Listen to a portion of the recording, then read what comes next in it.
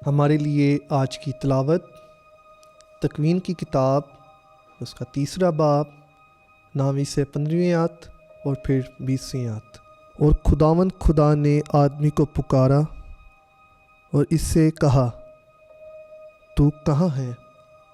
वो बोला, मैंने बाग में तेरी आवाज़ सुनी और डरा, क्योंकि मैं नंगा हूँ और मैं छुप गया।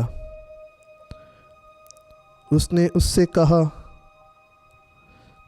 तुझे किसने बताया कि तू नंगा है? क्या तूने उस दरख्त का फल नहीं खाया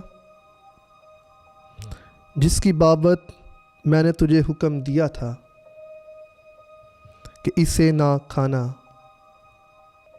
आदमी ने कहा कि जिस औरत को तूने मेरे साथ कर दिया उसने मुझे इस दरख्त का फल दिया और मैंने खाया। तब खुदावन खुदा ने औरत से कहा कि तूने क्या किया? औरत बोली कि सांप ने मुझे बहकाया और मैंने खाया। और खुदावन खुदा ने सांप से कहा, चूँकि तूने ये किया, मलऊन है तू तमाम चरिंदों और दरिंदों में। तू अपने पेट के बल चलेगा और अपनी ज़िंदगी के तमाम अयाम को तू खाक चखेगा। मैं तेरे और औरत के दरमियान अदावत डालूँगा, बल्कि तेरी नस्ल और औरत की नस्ल के दरमियान।